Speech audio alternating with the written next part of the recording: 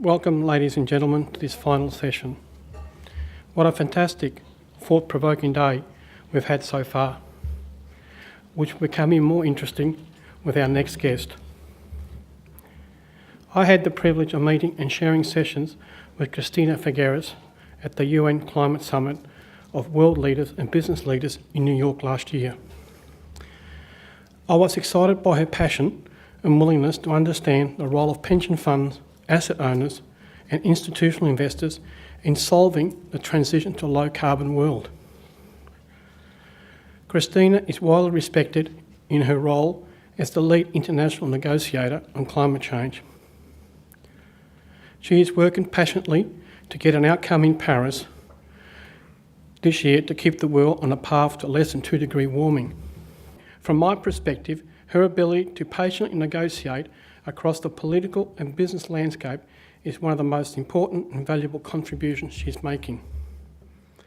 That's because business and investors have a key role to play in the response to climate change, which is consistent with their fiduciary responsibility. It is with great pleasure that I welcome Cristina Figueres, the Executive Secretary of the UN Framework Convention on Climate Change, to address this audience.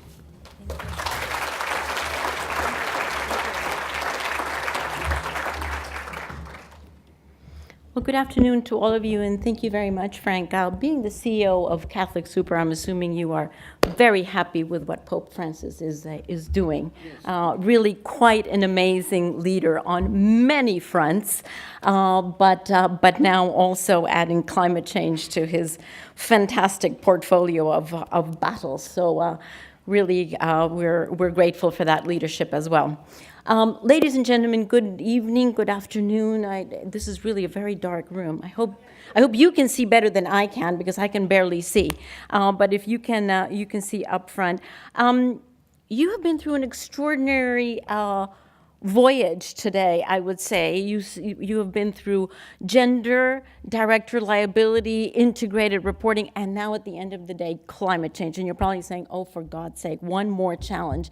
You're probably wondering, should we really have come here? Because all we're being thrown is challenges our way. Well, I'm actually here to give you good news, which is highly unusual in the climate change field. Would you agree? So here's my good news.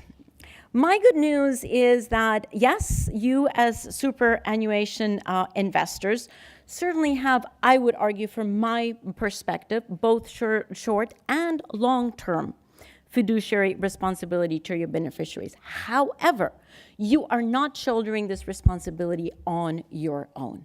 And that is the very good news. I'm going to cover 2 points before I get to your wonderful selves. I'm going to give you, because you're global investors, what is going on in the global context is interesting to you, so I will give you a very brief. Rest assured, I could go on for 24 days, not 24 hours, about what is going on in the international context, but I will be exceedingly brief. But I will tell you what is going on in the international policy, and also a little bit about what is going on, very exciting developments in public finance. And then I will get to yourselves. To the agreement. Many of you have, I hope, heard about the famous Paris Agreement. That is an agreement that all 194 countries of the world, all 194 governments have been working on now for several years. And we're actually not only on track, but we are ahead of schedule. Another amazing result of the climate change, in the climate change field, that we're ahead of schedule. We have a negotiating text already on the table. In fact, we had it a whole year before they have to decide on it. And we will still have 3 opportunities, June, September, and October, to continue to tweak that until it has to be adopted. And it will be adopted in Paris. But I thought for your purposes it might be helpful to just understand, without getting into the technicalities of it, just the concept of what is being put together here. It is conceived to be a long-term framework that envisions progressive steps over time. In fact, maybe even over a multi-decadal period of time. The purpose of this agreement is to help the economies of each individual country, but certainly the global economy, to decouple two curves that have traditionally come together over the past 150 years, which is the curve of GHG growth, greenhouse gas growth, and the curve of GDP. So while we have been increasing our global economy strength, we have also been increasing our greenhouse gas emissions. Those two things have gone hand in hand, and it is the purpose of this agreement to actually decouple those two. It is built on bottom-up. So all countries are putting forward what they think makes sense from their perspective, which is actually, you could argue, is one of the weaknesses. I would argue perhaps, but it's also a strength of this agreement, that you have a very, very powerful driver, which is the national interest, or in some countries, in fact, even not only national, but also state, territory, province level interests there. It's meant to be facilitative and enabling, really promoting cooperation inside countries and across countries. It will be supportive of developing countries because we're asking them to shoulder actually much more and do much more heavy lifting than anybody else. But fundamentally, it is going to be protective of growth and development, both at the national level and at the global level. So, summa summarum, it is a framework that looks at the transformation, that is going to guide the transformation, at least in the energy and the infrastructure of the world, if not more sectors. It will be gradual. However, there is no doubt that we have to start now. The other piece of very good news is that we actually have started now. Governments are already populating that framework that hasn't even been agreed yet, but they're already populating it with their concrete efforts. Examples.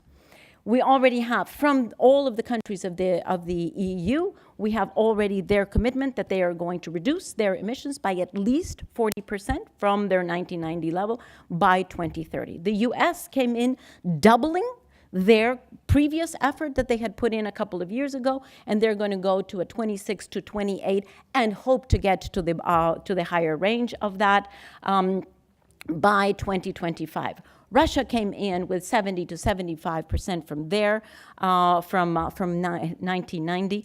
Mexico, already some emerging countries coming in, not just the industrialized countries. Mexico coming in with a 25% cut on their emissions from business as usual. We are waiting for a couple of the industrialized countries. Canada and Japan will come in June before the G7 meeting. China and India will follow very soon after that, but we already know what China is doing. China is peaking its coal use. And I pause because this is amazing.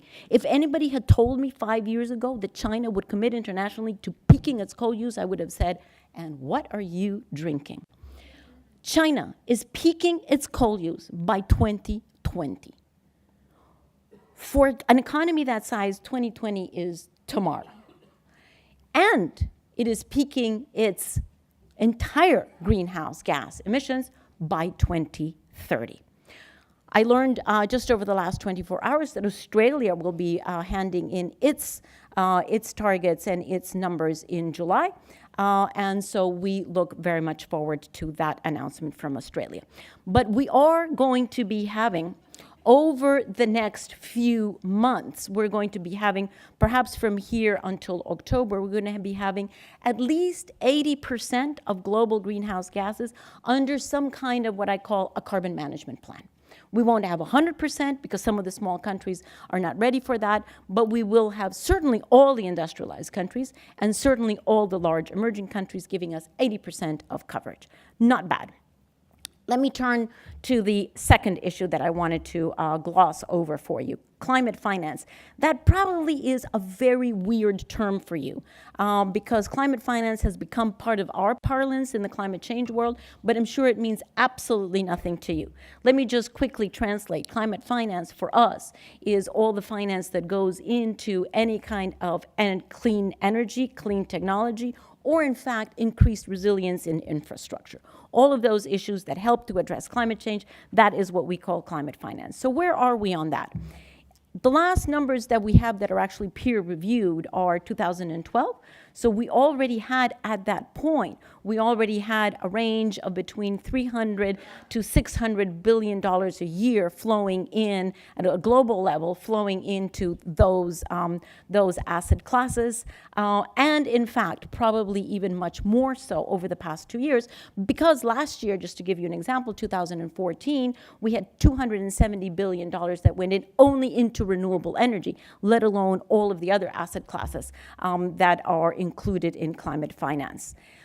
Public finance, being one part of that, is flowing both through bilaterals as well as through the MDBs, the multilateral development banks, and was in 2012 already at 50 to 75 billion per year. Here's the exciting development. The exciting development is that the ministers of finance of the world have finally woken up to the fact that this agreement is not an environmental agreement. It is that too. But fundamentally, it is an economic development agreement. And the ministers of finance are taking their responsibility. And they have said, we need to ensure that the finance that is needed for the transformation is actually going to flow.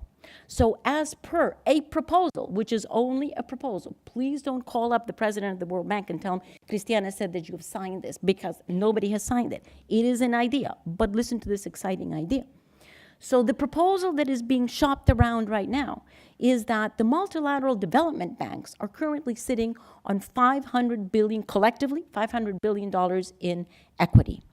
The proposal that is being shopped around will not catch you by surprise, because this is something that you are well aware of, but the multilateral development banks have never done it, is to leverage that equity for purposes of investment into clean energy, into clean technology, into more resilient infrastructure, into many of the other development goals that countries will be agreeing to this year, in order, they think, that they may be able to get 5-to-1 leverage there without affecting their credit rating, because they have checked with the rating agencies. So, leveraging, as the president of the World Bank just told me a few days ago, we've always leveraged for the rich. Why are we not leveraging for one of the major challenges that we have on this planet? So a very interesting idea, because that actually already puts us into the trillions. And why is it important to get into the trillions? It's important to get into the trillions because of a very, very clear fact. The new climate economy report that came out just a few months before the summit of the Secretary General last year, so around September or August last year, says that we will be investing, as a global community, we're going to be investing $90 trillion over the next 15 years, basically into infrastructure around the world, mostly in the developing countries.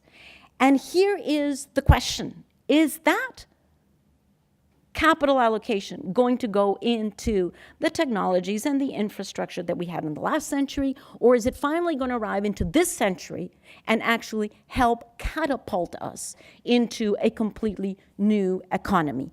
That is the big difference, and that is why, so we are talking about trillions of dollars, and that is why that leveraging from the MDBs is actually pretty important.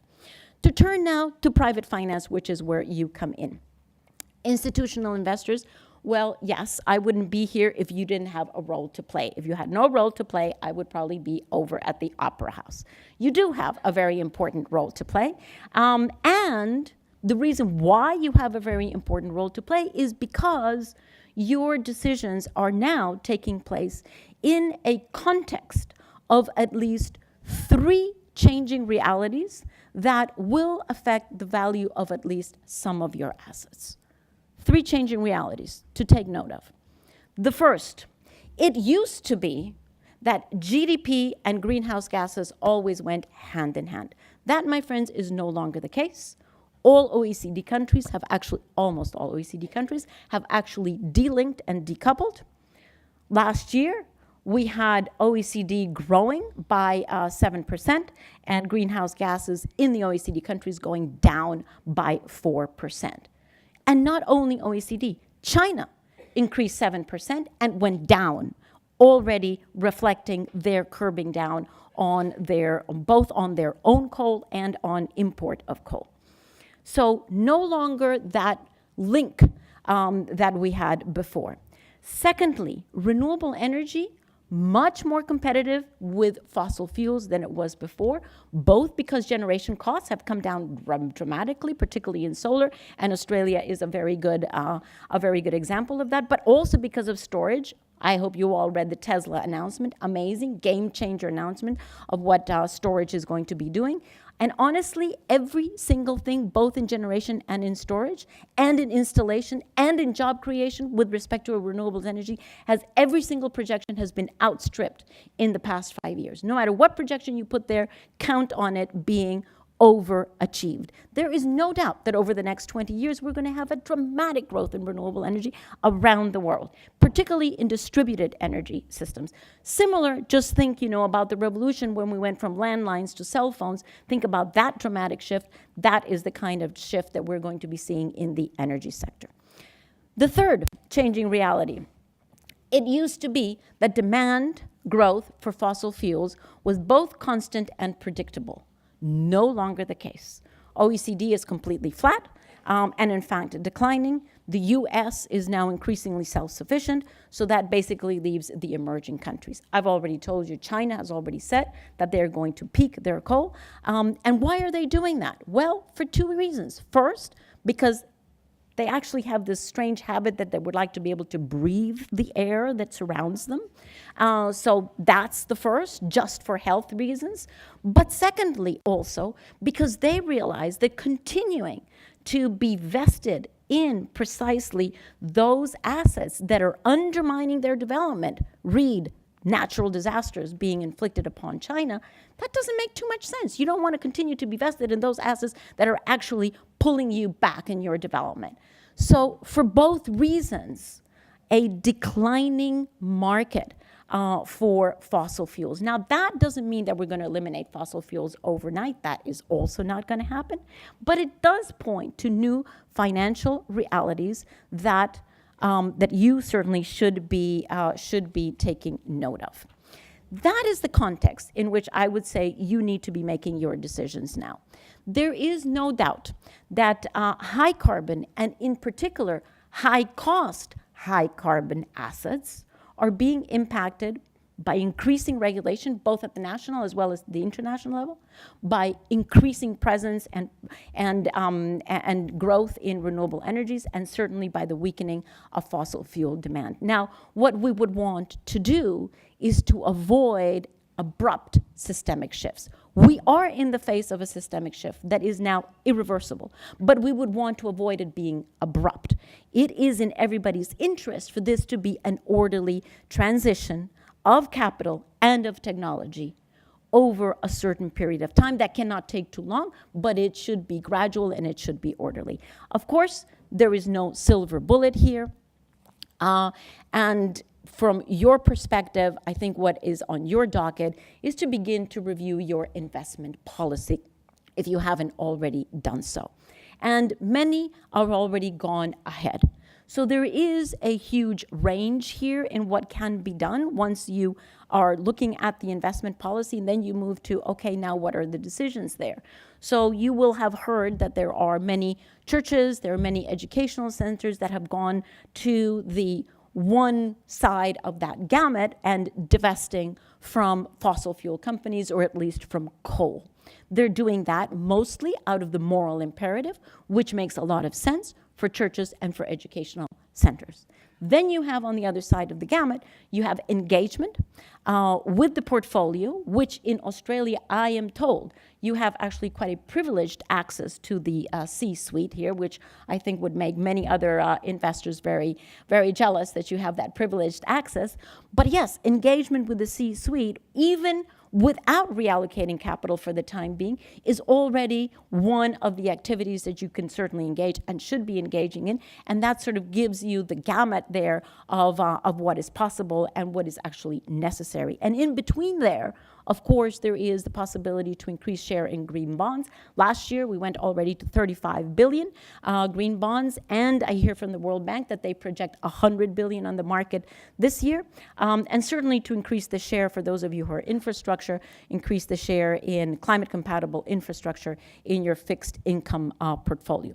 So whatever approach you use is, of course, going to depend on the many factors that you have to consider in making those decisions. But I did want to congratulate, and I hope that you're in the room, because the Asset Owners Disclosure Project just came out with its report just a few days ago, and two Australian institutions got AAA rating, the local government super and the Australian super. Really pretty impressive to get a AAA rating there. Now, are they here? Yes? And do they get an applause? Yeah.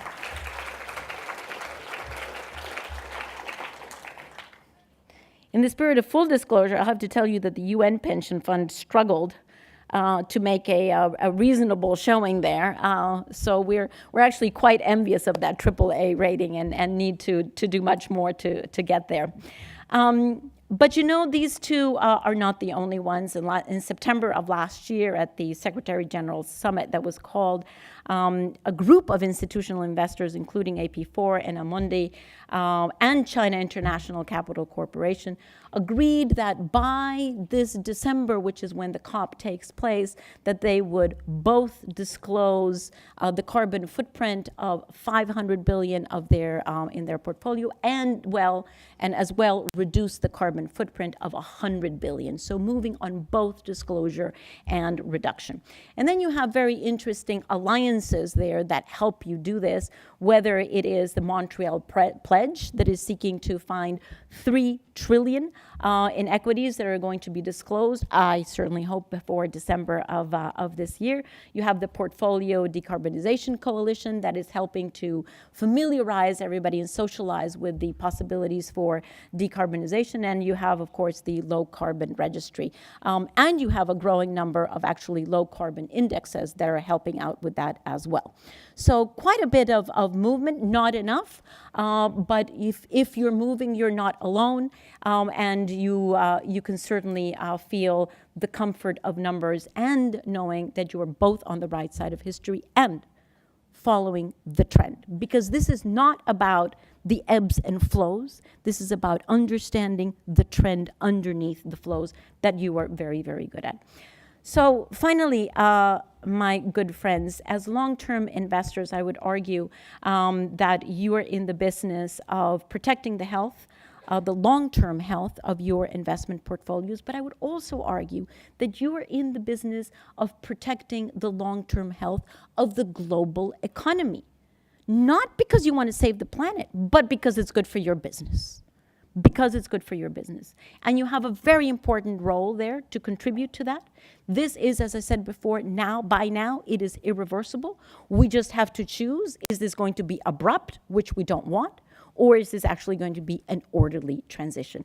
That is the choice that is before us.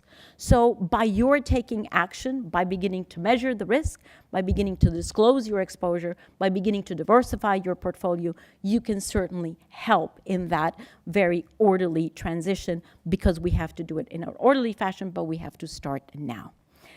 Finally, let me just leave you with the thought, I am the mother of 2 young 20-year-olds. And quite surprising to me, they already asked, Mom, should we be worried about a pension fund? And I just fell over, right? Because in that age, I didn't even think about it. I didn't even think about it. And here is the big lesson that came to me with that question. Of course, I said yes, but here is the lesson. Young professionals in their 20s, in their 30s, that are turning to you are putting their future in your hands. They're already looking at 2050, at 2060. They're already doing that, and they're putting their future into your hands.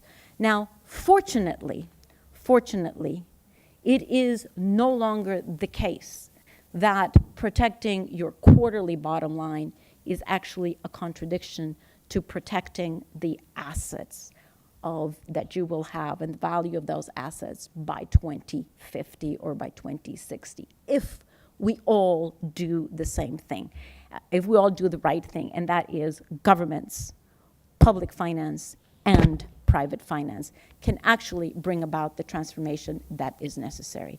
So on that note, may I thank all of you who have already engaged with this and invite all of the others of you who are just sort of looking from the sidelines to jump in. The water is not as cold as you think. It's actually pretty tepid, and you will be very warmly welcomed by your colleagues. Thank you. Thank you, Christina. And now we'll go direct to questions. I'll let the audience ask the questions rather than me. Any questions? Hi, Ms. Figueres. I'm Marina. I'm actually from Greenpeace. Thank you so much for speaking to us today. Obviously, Greenpeace agrees that we need a just transition as soon as possible for Australian companies, and but often we are accused of putting the lights out for economically less developed countries, and I wonder what your thoughts were on that.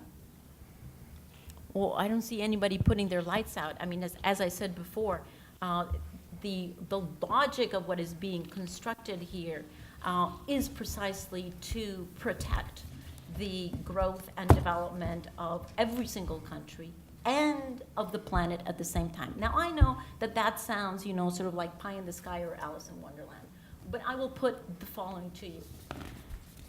We are now so interconnected.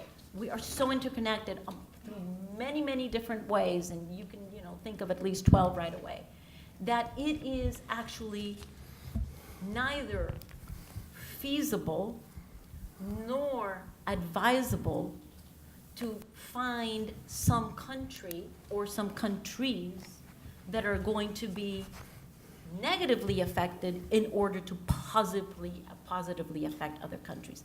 That just doesn't make sense. That what it means is, of course, that progress on this is going to be slow because you have to keep on bringing everybody to the fold, and everybody needs to understand, okay, so where is the benefit in this for me? But we are not going to be sacrificing, just like we're not going to be sacrificing the little countries, for the growth in the larger countries, or north to south, or developing to underdeveloped. This is not the way we're going to go. We are all going to march down this path together. It is complicated. That's why it hasn't been done before. But there's no other way. Any other questions before we move on?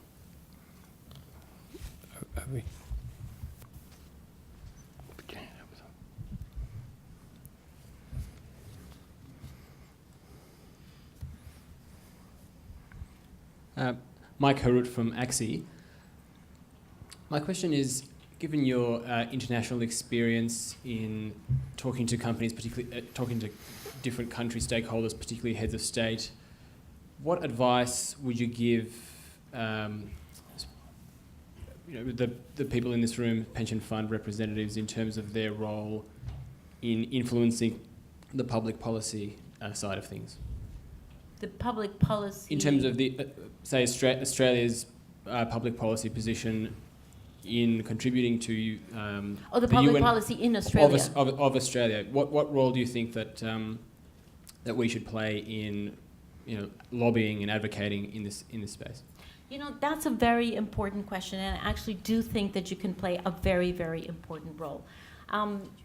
Because my sense is, and I just parachute into Australia, unfortunately, only once every 2 years, so, what do I know?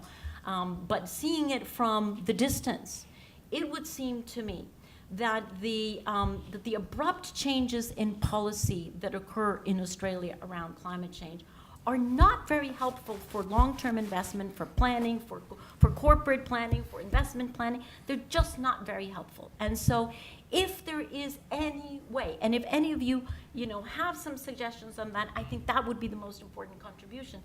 We have to move to a bipartisan agreement on what is going to be done in Australia. That will mean, of course, that it will not be as ambitious as some would want, and it will be much more ambitious than others will want, by definition. But it seems to me that for the stability of the economy of Australia, in particular, because it is a country that comes at this with a very, very difficult position.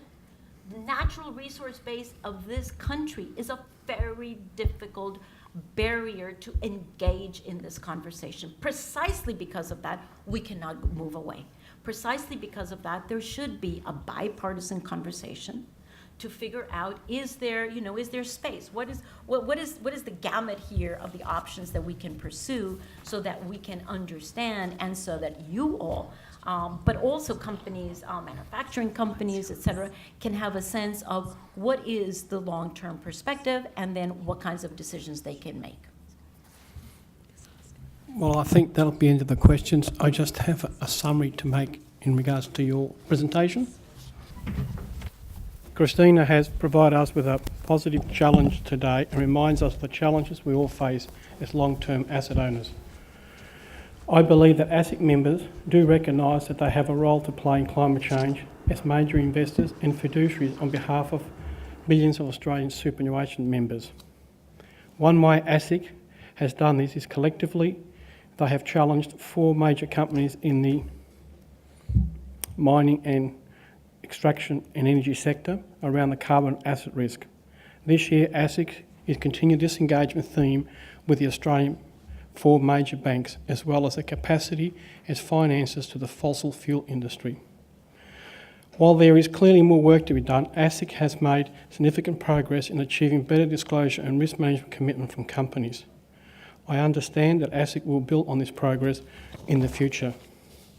Australian superannuation funds and other investors have also active participants in public policy debate on climate change, including the current deliberation on the renewable energy target. This work has been led by IGCC, which enjoys a positive sister relationship with ASIC and will continue to do so. Finally, Christina has thrown down some specific challenge and initiatives for Australian institutional investors to consider, adopting in their own portfolios the Montreal Carbon Pledge, the Low Carbon Investment Registry, and the Portfolio Decarbonisation Coalition. Christina's comments today have been an elegant and timely call for investors to raise to the challenges, to do so with a real sense of urgency, given the immense importance of this issue and the pace of climate change development around the world. As an industry, Christina, may we assure you that we have heard your message loud and clear and will be looking to play a major role into the future. And thank you for being here today.